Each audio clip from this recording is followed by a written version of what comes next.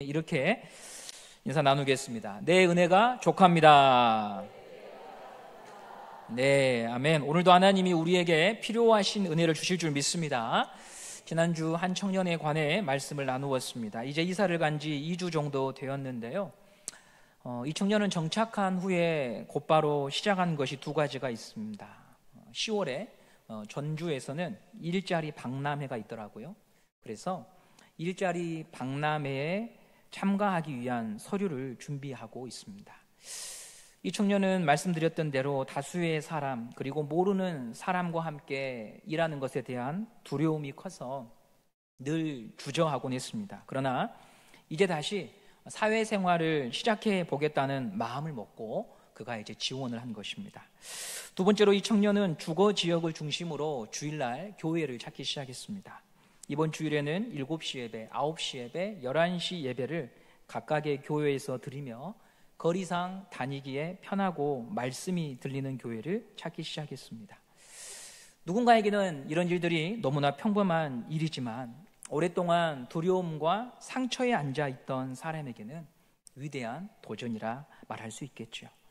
그는 주저앉아있던 자리에서 일어나 이제 다른 삶을 살기로 선택한 것입니다.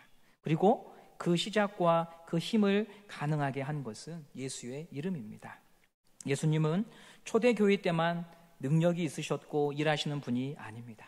지금도 그 이름은 뭇 사람들의 삶에 역사하는 살아있는 이름인 줄 믿습니다. 말씀을 전하며 간절히 바라는 소원이 있다면 오늘 이 예배 중에 절망과 시험과 어둠의 자리에서 일어나는 일들이 있기를 간절히 소망합니다. 사람으로서는 할 수 없으나 하나님으로서는 가능한 줄 믿습니다. 베드로와 요한이 예수의 이름을 전하고 그 이름의 권세로 안진뱅이를 붙잡아 일으켰습니다. 그리고 성전 문에 들어가 안진뱅이는 걷고 뛰며 하나님을 찬양했습니다. 이 광경을 목도한 사람들은 흥분하지 않을 수 없었지요. 도대체 어떻게 이런 일이 가능했는가 하며 모여들었습니다. 베드로와 요한은 사람들을 향해 이렇게 말합니다. 왜 우리를 주목하느냐? 너희들이 주목해야 될 분은 바로 예수님이다. 우리 사도행전 3장 12절 말씀을 함께 보도록 하겠습니다. 시작. 베드로가 이것을 보고 백성에게 말하되 이스라엘 사람들아 이 일을 왜 놀랍게 여기느냐? 우리 개인의 권능과 경건으로 이 사람을 걷게 한 것처럼 왜 우리를 주목하느냐고 이어지고 있습니다. 제자들은 예수님을 전합니다. 모든 사람의 시선이 자신들에게 쏟아질 때 예수님을 가리키며 저분을 보라고 말합니다. 그리스도인은 그래서 예수님을 가리키는 손가락이다라고 말할 수 있겠습니다. 예수님이 저런 분이시다, 예수님이 저기 계신다 가리키는 손가락이 바로 우리 성도입니다. 베드로와 요한이 성령으로 충만하니 사람들이 자기를 보지 않고 예수님 바라보기를 원했습니다. 왜냐하면 예수 안에 제자들이 있고 제자들 안에 예수님이 계시기 때문입니다. 그날 베드로의 설교를 듣고 돌아온 사람이 5,000명이나 되었다라고 성경은 기록합니다. 정말 놀라운 일이지요. 성전 안은 그야말로 축제 현장입니다. 누가 강요한 것도 누가 겁박한 것도 아닌데 십자가에서 얼마 전에 자기들 눈앞에서 죽은 예수가 하나님의 아들이고 부활하셨다는 것을 믿은 것이죠. 그런데요, 이처럼 은혜가 가득한 그 현장은 또한 시험의 무대가 되었다는 것을 우리가 알아야겠습니다. 은혜가 있는 곳에 또한 시험도 있더라. 성전에서 소란이 일어나는 것을 지켜보는 한 무리들이 제자들에게 다가왔죠. 그들은 제사장들과 성전 맡은 자와 사두개인으로 이 소동을 가만히 지켜볼 수가 없었습니다. 그래서 두 사람을 붙잡아 놓고 겁박하고 신문합니다. 오늘 여러분 우리가 읽었던 본문을 보면요, 위협하였다, 경고하였다라고 하는 말들이요 계속 나타납니다. 초대교회의 역사를 보면서 한 가지 우리가 알게 되는 것은 은혜의 현장은 또한 시험도 있다는 것입니다. 우리는 하나님과 함께하면 막힘없이 모든 일이 잘 되고 거기에는 기쁨만 있을 거라고 생각을 하지만 오늘 본문 4장을 보시면 선한 일이 일어나는 곳에 또한 시험도 있다는 것을 보게 됩니다. 선한 일에는 반대가 있습니다. 절망하게 만드는 일이 있습니다. 교회에 깊이 들어오셨다가 상처를 받고 떠나는 분들이 우리 주변에 있지요. 선한 결심과 결단 속에서 헌신을 각오하고 들어왔는데 따라주지 않고 오해하고 평가하는 사람들로 인해서 마음 상한 분들이 있으십니다. 그럴 때 여러분들은 어떻게 하시는지요? 또 그런 고민을 토로하는 분들에게 어떤 대답을 해주십니까? 우리에게는요, 이런 일을 누구보다 수없이 겪었던 분이 계십니다. 선한 일을 했지만 돌아온 것은 비난과 정죄였고 심지어 목숨을 잃어야 했던 분이 계십니다. 그분은 바로 제자들이 전하는 예수님입니다. 우리가 오해받고 비난받는 날에 마음이 힘겹고 어렵지만 한편으로는 유익한 점도 있습니다. 그 말로만 듣던 예수님의 고난과 상황과 형편에 대해서 우리가 진지하게 고민해 볼 수 있는 시간이 된다는 것이죠. 상처받은 날 선택할 수 있는 길은 두 가지가 있습니다. 다시 이 신앙과 무관하게 예전으로 돌아가 버리는 길이 있고요. 또 한 가지 길은 이 상처로 인하여 예수님을 더 가까이 하는 길이 있습니다. 성도 여러분, 바라기는 하나님이 우리에게 요청하시는 선택은 후자인 줄 믿습니다. 그 길이 바로 악을, 시험을 선으로 이기는 길입니다. 어떤 사람은 밤하늘의 달을 보면서 늑대가 되기도 하고, 어떤 사람은 밤하늘에 기울어가는 달을 보면서 이태백처럼 시인이 되기도 합니다. 똑같은 시련을 겪어도 폐인이 되는 사람이 있는가 하면 어떤 사람은 시련을 통하여 시인이 되기도 합니다. 내가 그 상황에서 무엇을 바라볼 것인가, 무엇을 묵상할 것인가, 그 차이가 우리 인생의 결론을 다르게 만듭니다. 오늘 이 시간 여러분의 상황이 어떠하든지 간에 예수님을 생각하고 바라볼 수 있는 그런 믿음이 여러분에게 주어지기를 간절히 소망합니다. 이 세상의 모순과 폭력성, 그리고 죄악된 현실을 보면서 가장 답답해했던 분은 예수님입니다. 삼위 하나님과 아름다운 교제 속에 계셨던 예수님이 인간의 몸을 입고 이 땅에 오셔서 바라본 현실, 그 세계, 인간의 모습은 얼마나 숨막히고 답답했을까요? 수학여행을 떠난 아이들이 세월호 배 안에서 꼼짝마, 가만히 있어라는 말을 듣고 수장당하는 이 세상, 이태원에 놀러간 자녀들이 도로에서 죽어가는 사람들을 보면서 옆에서는 술을 마시고 춤을 추는 세상. 한강 작가가 근본에 노벨문학상을 탔지요. 소년이 온다, 채식주의자라고 하는 책을 통하여서 전 세계에 알려졌는데요. 광주 5.18 민주항쟁운동을 배경으로 쓴 소년이 온다라는 책. 군인의 총칼 앞에서 시민들이 죽어갔음에도 피해자가 가해자가 되어 숨죽여 살아가는 세상을 바라보실 때 예수님은 얼마나 마음이 아프실까요? 예수님은 이런 세상을 보시면서 2000년 전에도 우셨습니다. 죄가 가져온 고통을 보시며 우신 장면이 성경에 기록되어 있습니다. 우리 요한복음 11장 33절 말씀을 함께 보시도록 하겠습니다. 시작. 예수께서 그가 우는 것과 또 함께 온 유대인들이 우는 것을 보시고 심령에 비통히 여기시고 불쌍히 여기사 부활의 능력으로 나사로를 다시 일으키실 예수님이지만, 그런 능력을 갖고 계시지만 죽음이 가져온 허무와 죄가 가져온 사망의 고통을 보시면서 아파하시죠. 간혹 사랑하는 가족을 잃고 슬퍼하는 이들을 향해서 왜 그렇게 우느냐고, 천국에 갔으니 얼마나 좋은 일이냐며 우리가 그런 위로를 들을 때가 있어요. 그런데 사랑하는 사람을 잃고 슬퍼하는 자들에게 가장 필요한 건요, 애도예요, 애도. 예수님은 죽음이 가져다 준 비참함과 고통을 함께 슬퍼하셔요. 나사로가 이제 곧 죽음에서 일어나 걸어 나올 것을, 그 기적을 행할 계획을 갖고 계심에도 가족들이 겪는 상실감, 죽음이 가져다 준 공포와 슬픔에 가족들과 함께 우십니다.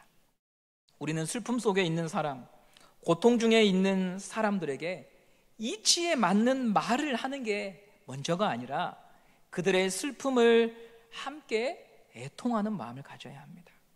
예수님은 인간의 고통을 공감하셨습니다. 그리고 더 나아가 체휼하셨다, 이렇게 성경은 증거합니다.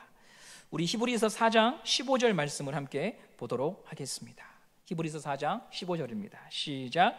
우리에게 있는 대제사장은 우리의 연약함을 동정하지 못하실 리가 아니요 모든 일에 우리와 똑같이 시험을 받으신 이로되 죄는 없으시니라.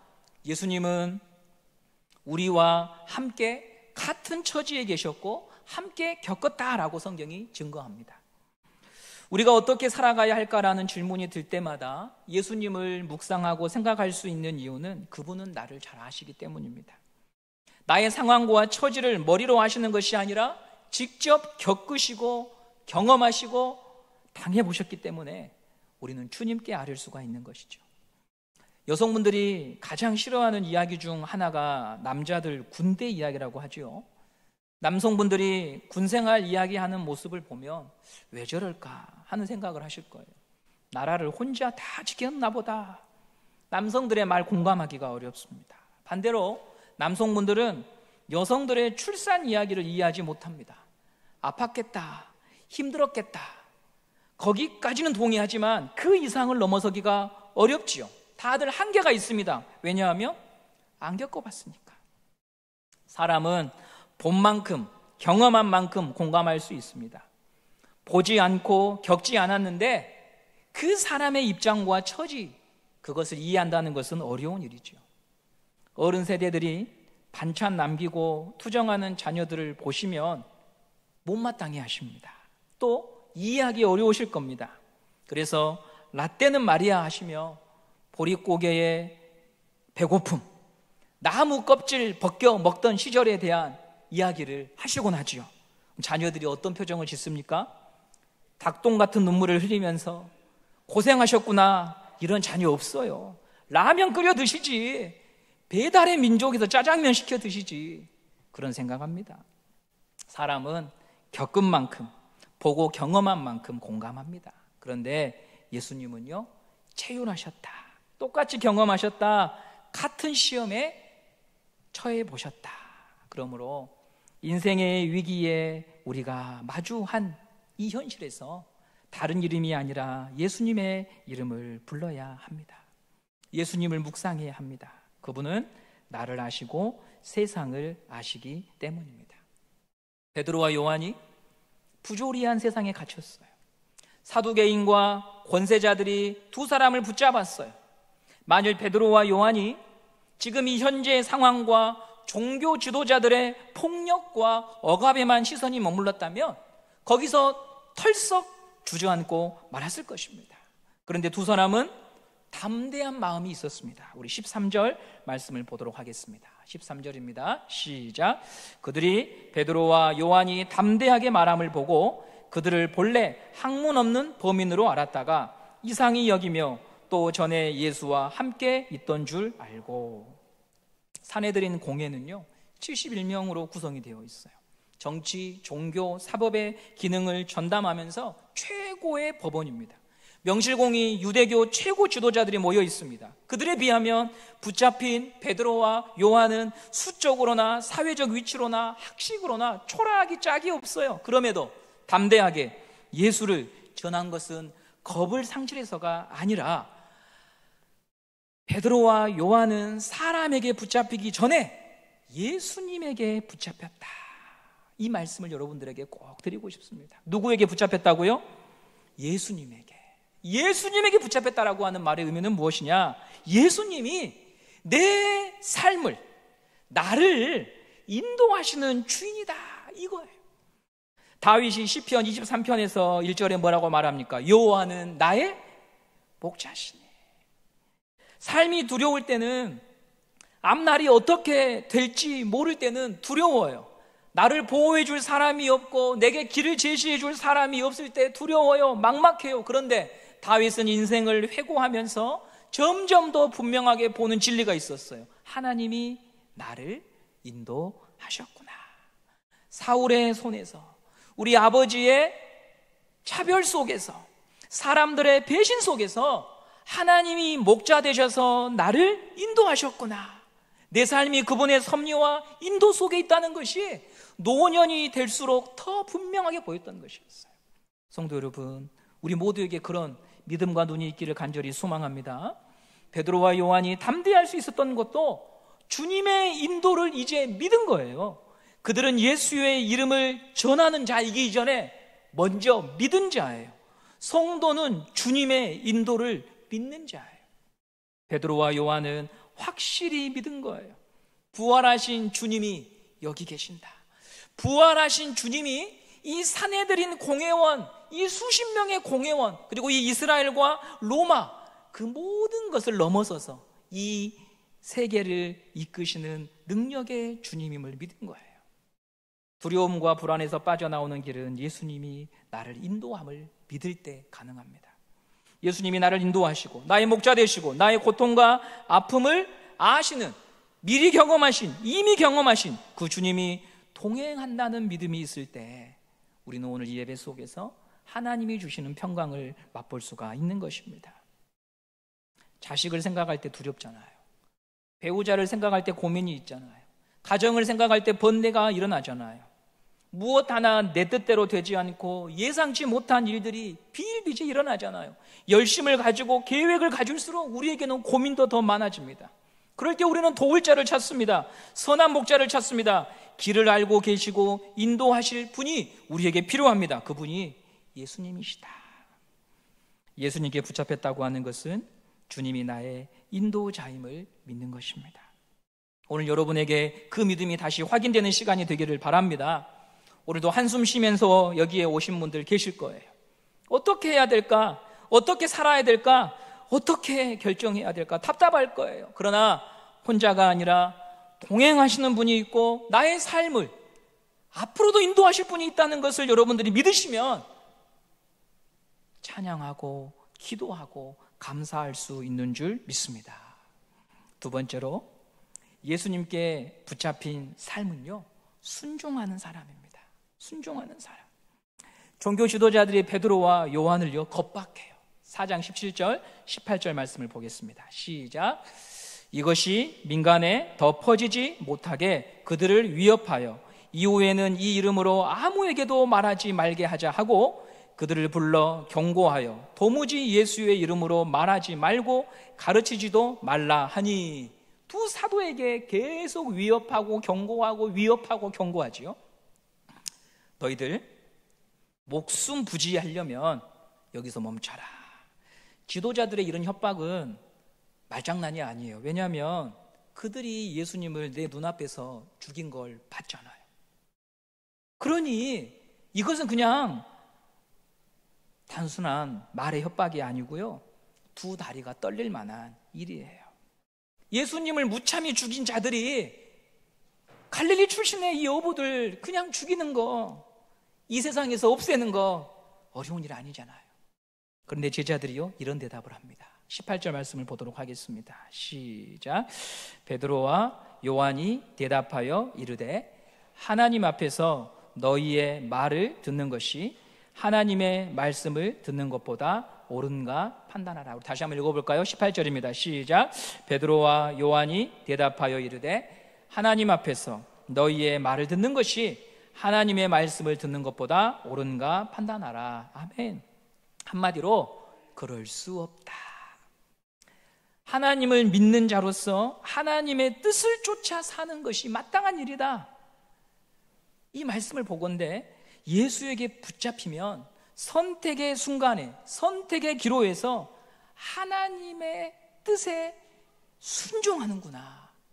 단지 아는 자, 배우는 자로 그치면 붙잡혔다고 말할 수 없어요.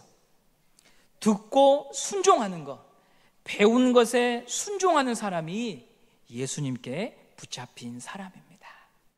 우리는 무언가에 붙잡혀 살아요. 그리고 그 붙잡힌 실체가 무엇인가는 어떤 것을 선택할 때 할 수 있어요. 제가 머리를 잘랐어요. GL 미용실에서 어제. 저는 이 GL 미용실 원장님을 마음속으로 좀 존경하는 편입니다. 왜냐하면 한 1년 전에요, 제가 머리를 자르기 위해서 대기하고 있는데 고등학생 정도 되어 보이는 3명의 친구들이 왔어요.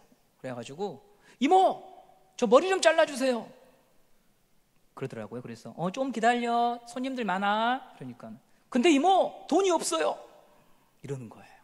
외상으로 잘라주세요. 참 이들이 그렇죠. 여러분들 같으면 어떻게 하실 거예요? 이런 친구들을 보면 집에 가서 어머니한테 이발비 받아서 와 이렇게 말하든지 다음에 자르렴 이렇게 말하지 않겠어요. 근데 이 원장님은 그래, 내가 너 믿고 잘라줄게, 기다려 이렇게 말씀하시더라고. 제가 그 모습을 보면서 참 현실은 각박하다고 하지만 이게 곳곳에 돈보다는 그래도 사람을 향한 신뢰와 믿음을 가지신 분들이 계시더라고요. 그 모습을 보면서 저분은 참 돈에 붙잡힌 사람은 아니구나, 저분은 그래도 사람을 신뢰할 줄 아는구나, 이런 생각을 했어요.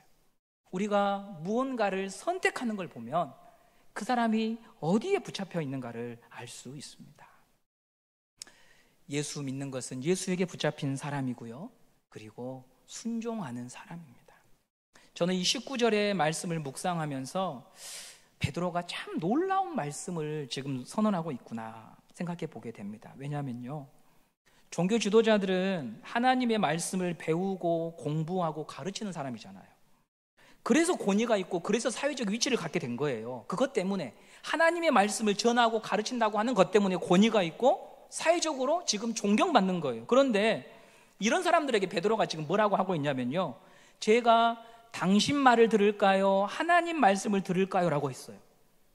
이 말에 숨겨진 의미는 뭐냐면 당신들은 하나님의 뜻과 상관없이 지금 결정하고 협박하고 나를 고발하고 있잖아요, 이 말이거든요.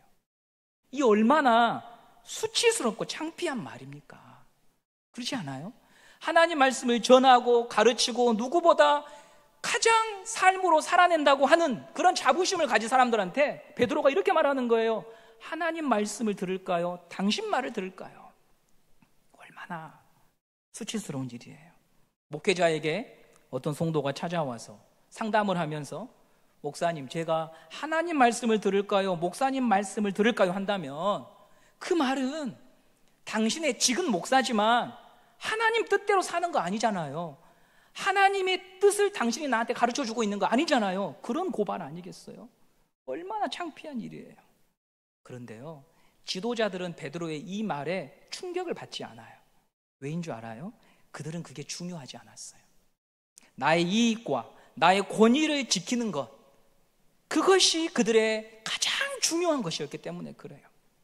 그 많은 종교적 형식과 직임과 수많은 절차와 의례를 그날도 아침부터 저녁까지 반복하며 살아가는데 그들을 꽉 붙잡고 있었던 것은 하나님의 이름이나 하나님의 뜻이 아니라 욕심과 욕망이었던 거예요.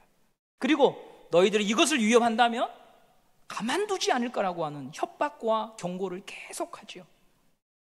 하나님의 인도를 믿지 못하면 세상적인 수단과 방법을 동원하는 것 말고는 길이 없는 거잖아요. 하나님이 열어놓으신 영광과 승리의 길이 있지만 눈이 가려졌기 때문에 그 길로 갈 수가 없는 거예요. 여러분, 우리가 이 자리에 모인 이유는 예수를 믿기 위함입니다. 그분에게 붙잡히기 위함입니다. 무엇이 붙잡히는 겁니까? 하나님의 인도를 믿는 것입니다. 그분의 말씀에 순종하는 것입니다. 그럴 때 우리가 진실로 예수에게 붙잡혔다는 것을 사람들에게 보여줄 수 있는 것입니다. 어제 머리를 자르고요, 잠시 그분과 이야기를 나누고 가는데 제가 머리를 11,000원 주고 커트를 하거든요. 저한테 현금으로 3만 원을 주셨어요. 청년부 배드민턴 동호회 한다고 하시던데 3만 원 이거 간식비로 쓰라고 11,000원 주고 3만 원 받아갖고 왔어요. 그렇게 해주시더라고요. 그러면서 청년부 자매가 지난주인가 지지난주 자기 가게에서 머리를 잘랐는데 그 자매를 보니까 너무 순수하고 너무 맑은 기운이 있고 정말 예수 믿는 사람들은 뭔가 다르다고 하는 거예요. 다르다고 하는 거예요, 여러분. 우리가 예수에 붙잡히면 누군가는 그걸 알아봅니다. 저 사람은 예수 믿는 사람이구나. 주님께 순종할 때, 주님의 인도를 믿을 때 우리의 삶을 통하여 그 예수가 증거되는 줄 믿습니다. 주님의 인도를 믿으십시오. 선하신 주님께 도움을 구하십시오. 다시 살아갈 힘을 구하십시오. 그리고 이미 나에게 알려주신 말씀에 순종하여 선택할 때 결단하고 그 말씀에 우리 자신을 던져볼 수 있는 우리 모든 성도님들 되시기를 간절히 바랍니다. 그것이 내가 사는 길이고 내가 사랑하는 사람들이 다시 살아나는 길입니다. 내가 살아야, 내가 믿어야, 내가 순종해야 내 옆 사람도 그것을 보고 그 길을 같이 따라갈 수가 있는 것입니다.